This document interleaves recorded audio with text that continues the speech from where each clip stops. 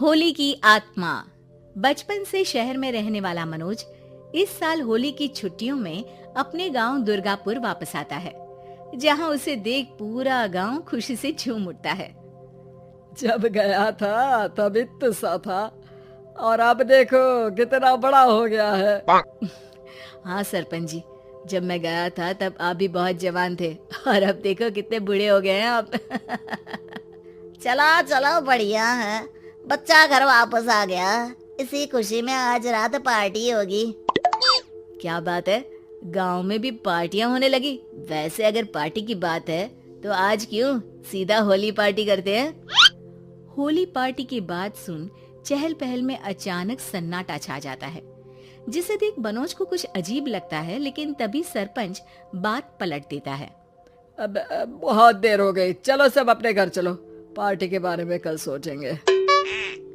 मनोज भी mummy papa के साथ घर आ जाता है, पर होली पार्टी और उस पर पूरे गांव की खामोशी वाली बात अभी तक उसके जहन से निकलती नहीं। पापा, होली पार्टी की बात पर सब चुप क्यों हो गए थे? अरे होगी उनकी कोई अपनी बात, मुझे गांव की पंचायत ही थोड़ी पता है। थक गया हूँ, चलो सो जाते हैं, कल बात करते हैं। पापा की बात मानते हुए मनोज भी सोने चला जाता है। आज तो छुपा लिया, लेकिन हफ्ते बाद जब होली का दिन आएगा तब इसे कैसे रोकोगे? अगली सुबह सूरज के साथ ही मनोज भी गांव घूमने निकल जाता है, जिस पर रास्ते में उसे अपनी ही उम्र के कुछ लड़के भी मिलते हैं, जिनसे दोस्ती कर अब वो उनके साथ घूमने लगता है। इसी तरह कुछ दिन बीत जाते हैं और होली नजदीक आने लगती है। दोस्तों, होली में 4 दिन ही बचे हैं, पर गांव में उसकी कोई तैयारियां क्यों नहीं दिख रही? क्योंकि यहाँ होली नहीं मनाई जाती। अरे पर ऐसा क्यों? वो राजा भूषण। अरे तुम 4 दिन के लिए आए हो, क्या इतना सोच रहे हो? चलो कुछ खाने चलते हैं। इसी के साथ एक बार फिर होली की बात को टलते हुए देख मनोज को शक होने लगता है। वो घर पहुंचते ही इंटरनेट पर अपने गांव और राजा भूषण के बारे में जानकारी निकालने लगता है। क्या?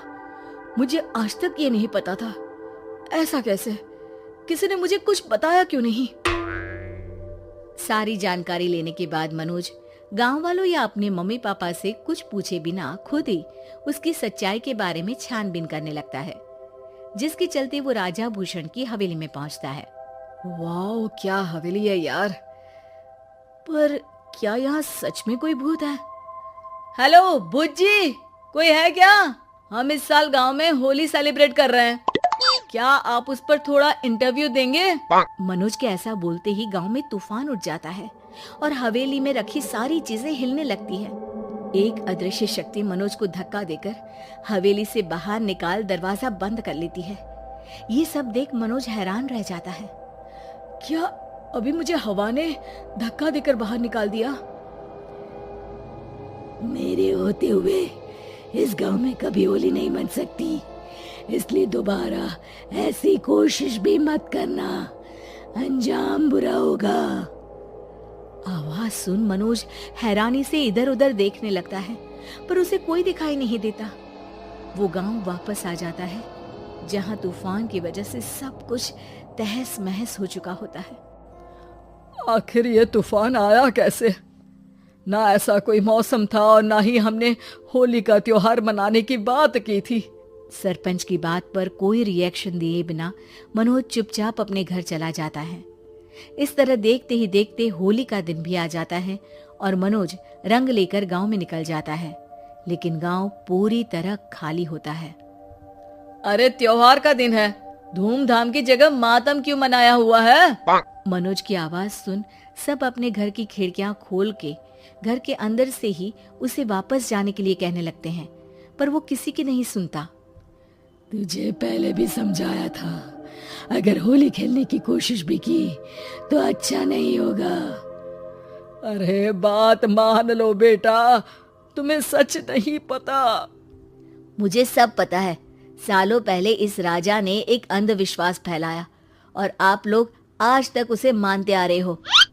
अरे बेटा, जब तुम पैदा भी नहीं हुए थे उससे भी बहुत पहले से इस गांव पर होली का श्राप है।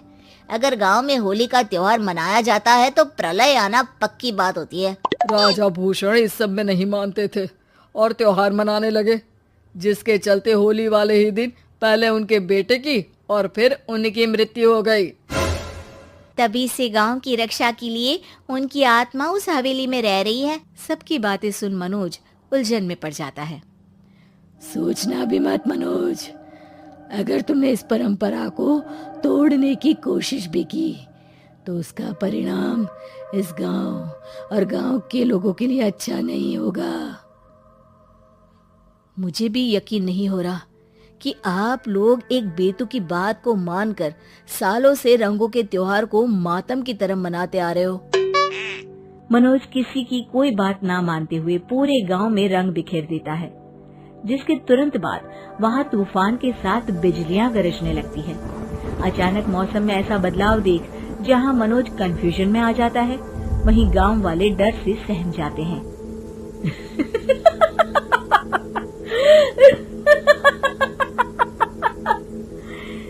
इस लड़के ने हमारे जैसे सिर्फ अपने स्वार्थ के लिए नहीं बल्कि पूरे गांव की खुशियों के लिए यहाँ होली मनाई है, जिस वजह से अब इस गांव पर होली का श्राप टूटता है। ऐसा बोलकर राजा का भूत वहां से गायब हो जाता है, जिसके बाद गांव के लोग धूमधाम से होली मनाते हैं।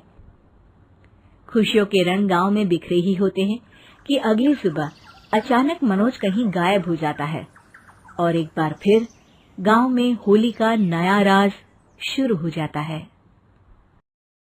दोस्तों, हमें उम्मीद है कि आपको हमारी ये कहानी पसंद आई होगी। कृपया हमारे चैनल को सब्सक्राइब करें और सभी अपडेट्स के लिए बेल आइकन जरूर दबाएं। और हाँ, वीडियो लाइक और शेयर करना मत भूलिएगा। Bye bye.